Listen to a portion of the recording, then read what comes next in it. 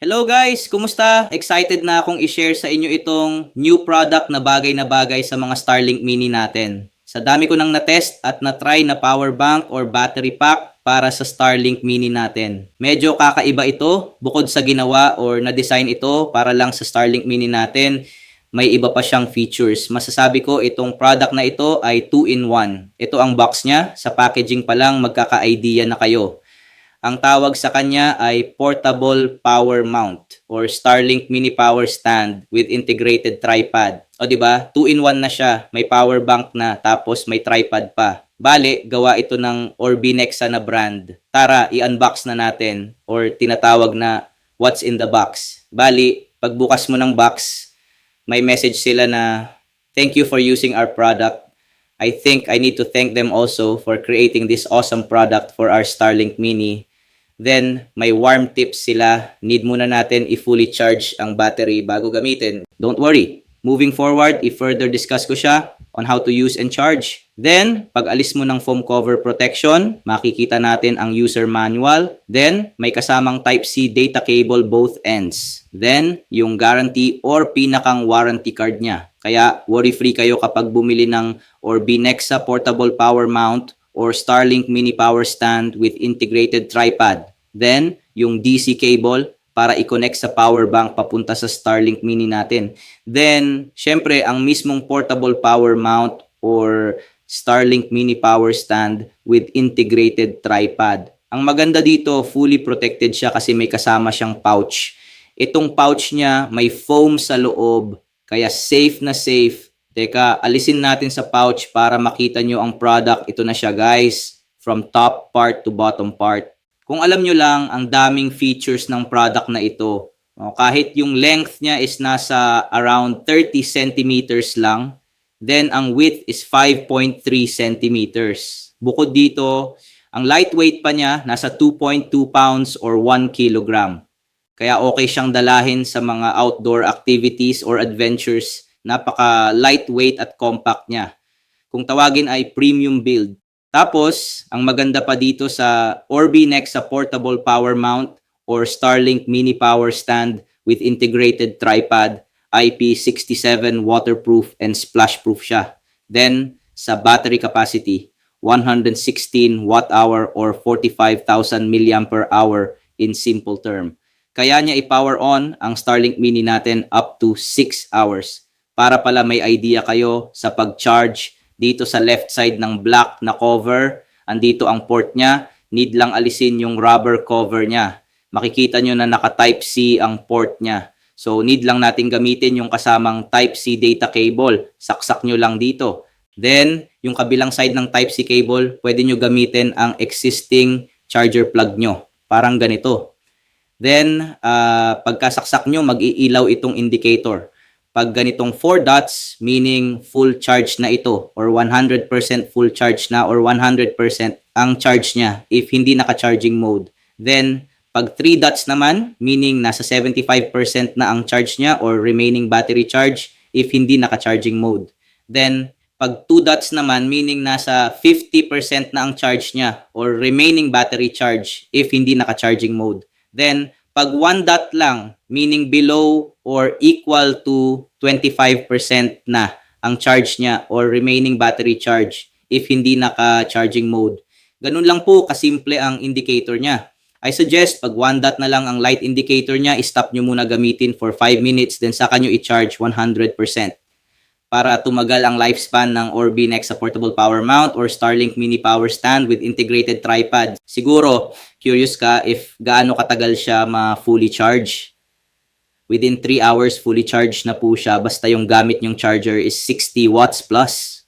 Dahil alam nyo na ang details related sa pag-charge. I-try naman natin paganahin at i-test sa Starlink Mini natin. Siyempre dito sa right side na cover, dito makikita ang DC port. Need natin dito yung kasama sa box na DC cable. Saksak nyo lang po dito siya, i-make sure sagad na sagad. Then, syempre, yung kabilang dulo ay isaksak natin sa Starlink Mini para magka-supply ng power. I-guide ko kayo paano ito i-set up. Kunin lang natin ang Starlink Mini natin. Then, need natin maalis ang kickstand. Need nyo lang po ito i-pull up or hilahin pataas para maalis. Then, Pag naalis na, kunin natin ang DC cable na kasama sa package ng Orbi Nexa Portable Power Mount or Starlink Mini Power Stand with integrated tripod. I-make sure nyo po na sagad na sagad. Next is, kailangan natin yung kasama sa package na Starlink Mini na pipe adapter and flat mount. Ito po siya. Then, ipasok muna natin yung DC cable dito sa butas ng Starlink Mini na pipe adapter and flat mount para hindi po siya maipit. Then, pwede na natin isalpak or lock in ang Starlink Mini na pipe adapter and flat mount. Madali lang siya gawin, din nyo lang po i-push ito, then may maririnig kayong tick sound, indicator yon na nag-lock na siya. So, ito siya guys, fit na fit at di basta maaalis. Syempre, dito na tayo sa exciting part, i-integrate natin itong Orbi Nexa Portable Power Mount. Ang idea is, dito natin siya ipapasok, hindi siya perfect circle, kaya hindi kayo dito magkakamali. So, ganito lang ang paglagay nito. Then, pag nag-fit in na siya, need mo lang i-lock gamit tong screw ng Starlink Mini na pipe adapter and flat mount. Ayun, lock and loaded na siya. Ito na guys, yung magandang selling point or features ng Orbi Nexa Portable Power Mount.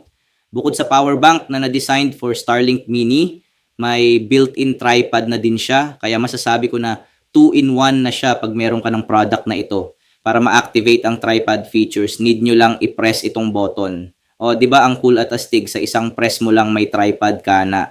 Then, pag i-expand mo lang ang legs ng tripod, iangat mo lang ito. Movable siya, kaya pwede sa any surface. Iangat ko siya para makita nyo na tightly secured siya. Hindi basta maaalis, kaya safe na safe ang Starlink Mini natin. This time, pwede na natin isaksak ang kabilang dulo ng DC cable para ma-check natin if mag-power on ang Starlink Mini natin. I-make sure nyo lang na sagad ang saksak. Then, pwede na natin i-power on. Ito pala yung power button niya, itong nasa middle ng charging Type-C port at DC port. Pag na-press nyo ang power button, iilaw ang light indicator. Makikita nyo if ilan na ang available charge, gaya ng nasabi ko kanina. Dito sa akin, naka 4 dots siya, meaning 100% fully charged pa ang Orbi Nexa Portable Power Mount ko. To confirm, kaya niya paganahin ang Starlink Mini natin. Meron ding light indicator sa Starlink Mini natin. Blinking light blue siya, which is good indicator. To fully confirm it is working, makikita nyo dito sa phone ko, lumabas na ang Rowintech Mini Wi-Fi name. Ayun guys, ganun lang kadali gamitin itong Orbi Nexa Portable Power Mount or Starlink Mini Power Stand with integrated tripod. Forgot to mention, may hidden features pala itong Orbi Nexa Portable Power Mount. Itong top part is removable, meaning pwede siya magamit sa iba pang gadgets natin as selfie stick or mount sa action camera. Like dito sa akin, may Insta360 camera ako. Then, may available slot siya para sa mga selfie stick or tripod mount. Ito guys, ilalagay ko siya. Kita nyo saktong-sakto lang. Tapos, ang maganda pa dito, pwede ko ma-charge ang Insta360 camera ko gamit ang Orbi Nexa Portable Power Mount. Ang maganda dito, kahit ibang devices kaya niyang i-charge like mobile phones, laptop, at other gadgets. Para may idea kayo sa mga use cases, halimbawa vlogger ka, pwede mo siya magamit for outdoor streaming or video recording parang ganito. Naka-mount ang camera niya sa Orbi Nexa Portable Power Mount. Then in case mag-low battery ang camera, later on pwede niya masaksak or while filming naka-charge. Kaso hindi ko siya recommended. Possible umikli ang lifespan ng battery. Then maganda rin ito sa remote work. Kasi pwede mo magamit ang Starlink Mini powered by Orbi Nexa Portable Power Mount. Then habang naka-charge ang laptop, parang ganito siya. Then okay na okay to sa mga outdoor activities like camping, hiking, trekking, at yung may mga RV or recreational vehicle. Parang ganito po.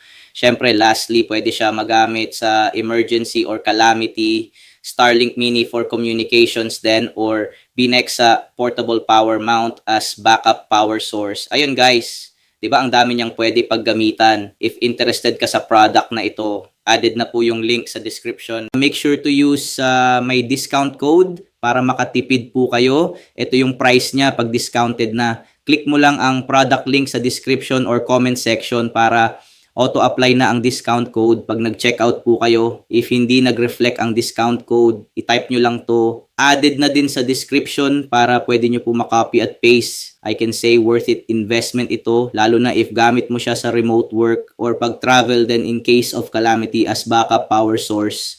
Check out na guys. Check product link in the description and comment section. Para may idea lang po kayo, ganito po ang setup ko dati sa Starlink Mini nung wala pa akong Orbi Nexa portable power mount. Bumili ako ng Starlink Mini tripod stand. So ganito ko siya kinakabit. Ang problem dito, hindi sakto or fit yung sa may lock part.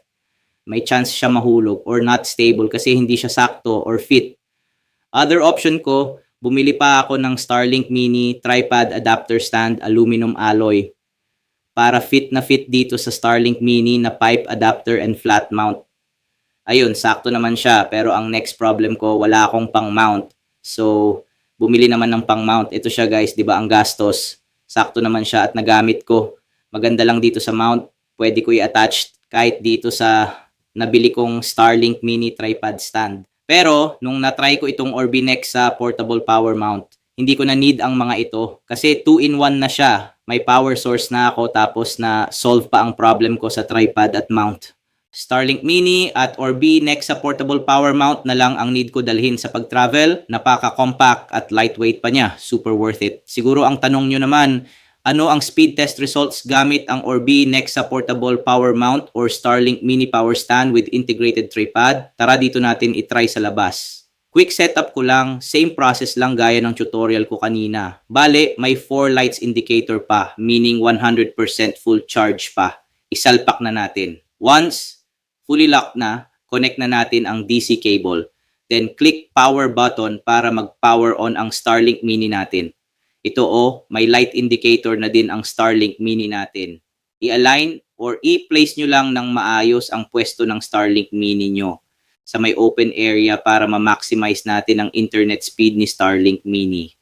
Then, sa phone ko lumabas na din ang SSID or Wi-Fi name ng Starlink Mini ko. Tara mag-speed test na tayo. I-open muna natin ang Starlink app. Makikita nyo, online na agad ang status. Then, nag-download na din ng software updates. Mag-speed test na tayo. Wait lang natin matapos. Based sa results, 134 Mbps ang download speed.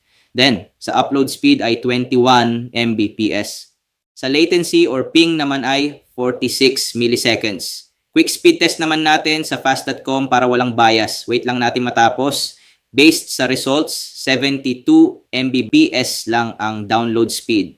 Dahil siguro naga-download pa ng updates. Then, sa upload speed ay 11 Mbps. Sa latency or ping naman ay 31 milliseconds sa unloaded at 44 milliseconds sa loaded. Based sa latency or ping, pwede na ito sa online games. Tara itry namin ng kapatid ko ang performance ng Mobile Legends gamit ang Starlink Mini powered by Orbi Nexa portable power mount or Starlink Mini power stand with integrated tripod.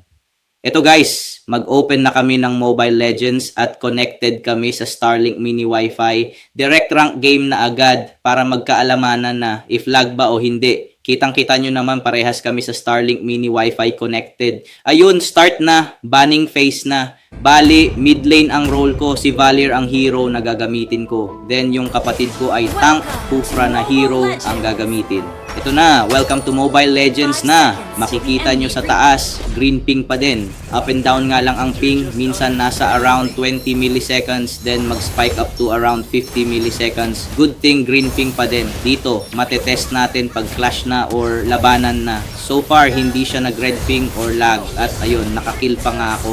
First blood, di pa kasi umuwi ang kalaban. Ito pang iba pang clash. Kahit madaming players na magkakasama sa isang area, hindi pa din lag, medyo minalas lang dito na shutdown ako.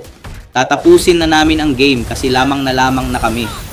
Based sa performance, okay na okay ang Starlink Mini powered by Orbi Nexa portable power mount or Starlink Mini power stand with integrated tripod.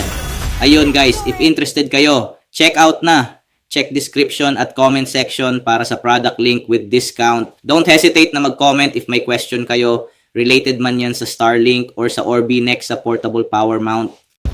Thank you guys for watching. Don't forget to subscribe, like, comment, and share.